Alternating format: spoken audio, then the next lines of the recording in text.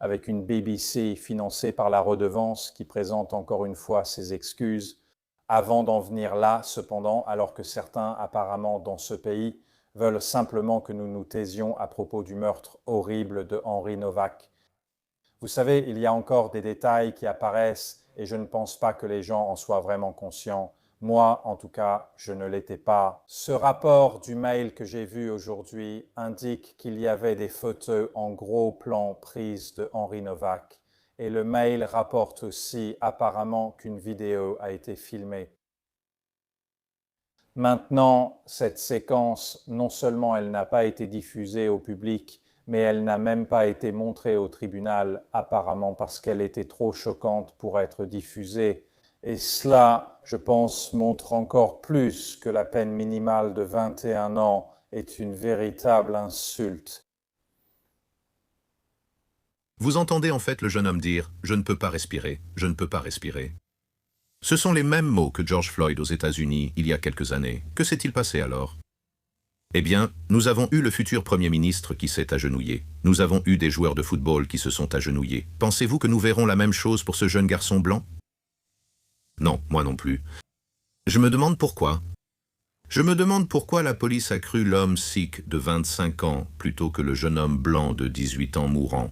Pourquoi cela s'est-il passé ainsi? À ton avis, quand commencera la protestation? Quand le gamin s'agenouillera-t-il fièrement? Et les joueurs de football, bientôt selon toi? Ne retiens pas ton souffle. De plus en plus de gens commencent maintenant à parler de l'état de notre pays, de l'état de notre société.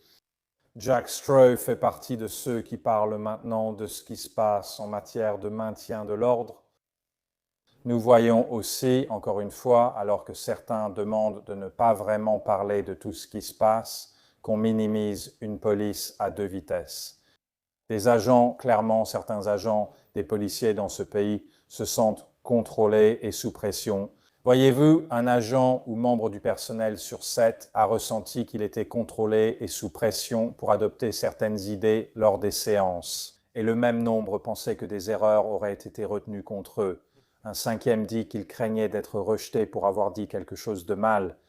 Encore une fois, certains, je pense, sont franchement délirants quand il s'agit de ce qui se passe dans notre pays en ce moment. Claire Fox est en fait un rare phare de bon sens avec ce discours à la Chambre des Lords. Mes seigneurs, la ministre a dit vers la fin que cela n'a rien à voir avec le racisme.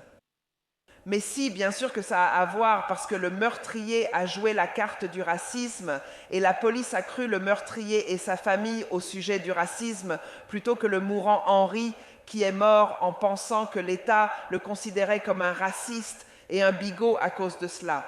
Imaginez ça, c'est tellement tragique. D'ailleurs, la question de la race ne suffit même pas à décrire la situation. Mais la ministre reconnaît-elle le nombre d'anciens et d'actuels policiers de première ligne qui signalent désormais que la peur d'accusations de racisme pouvant mettre fin à leur carrière influence les décisions opérationnelles?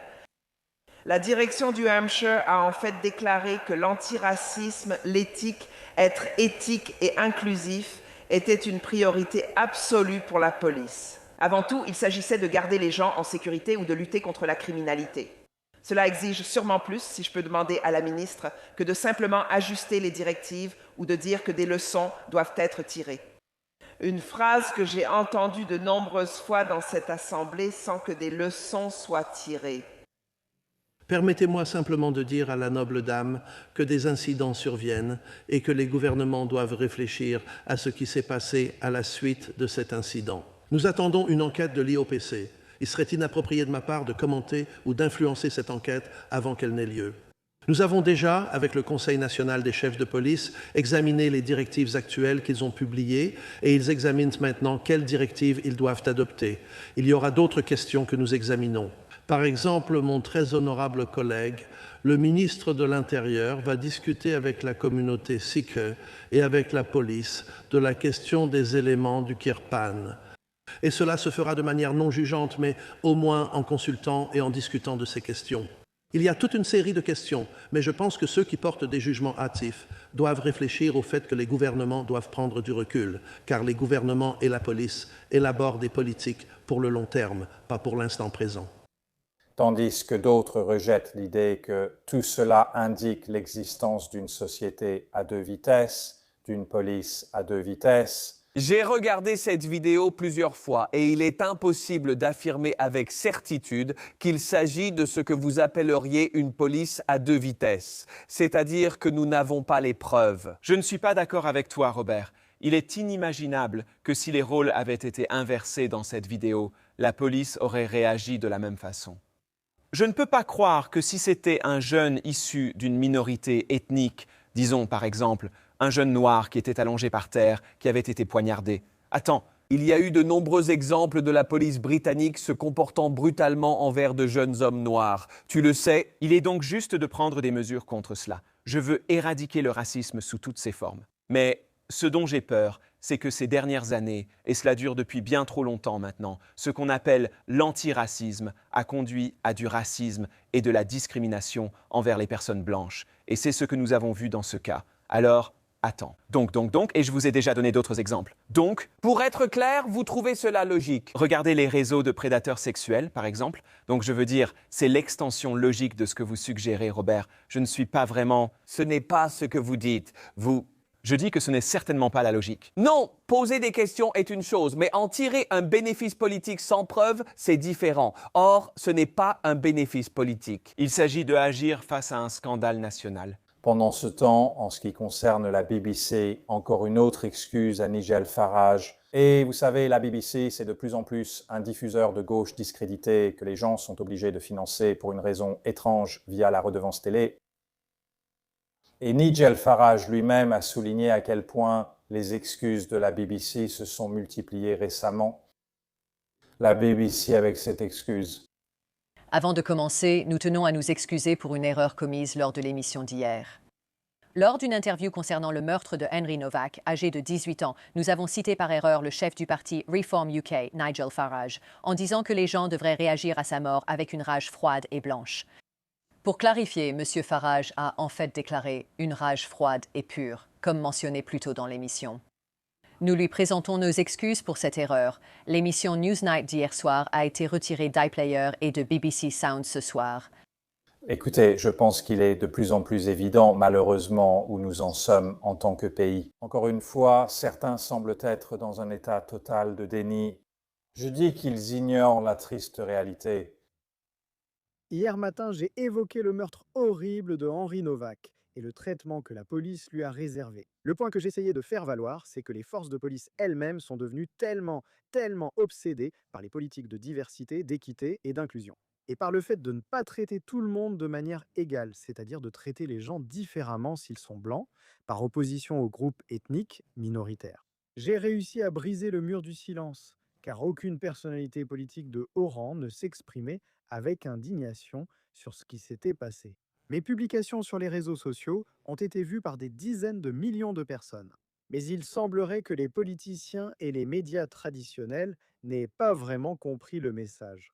Soyons donc clairs. L'engagement antiraciste de la police, élaboré par le Collège de police et le Conseil national des chefs de police, précise très clairement dans ce document que lorsqu'il traite des questions de maintien de l'ordre, cela ne signifie pas traiter tout le monde de la même manière ou être indifférent à la couleur de peau. À savoir, la police agit différemment selon les groupes ethniques. Et vous savez, c'était de la police du Hampshire dont nous parlions. Eh bien, la voici.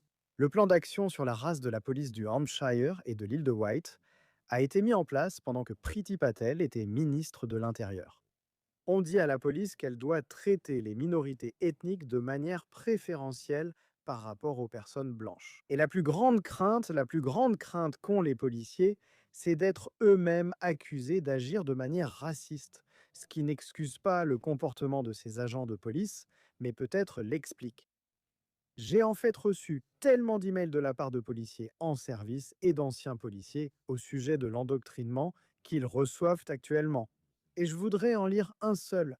Cet homme a servi dans la police pendant très longtemps. Il me dit: on m'a récemment obligé à suivre une formation obligatoire sur la question raciale où on m'a parlé de mon privilège blanc et où on m'a dit que je travaille dans une organisation institutionnellement raciste. On m'a obligé à apprendre l'histoire des Noirs et des Sud-Asiatiques. La session de formation de 2 heures qui a suivi était remplie de discours sur l'équité et de prêches d'intervenants militants.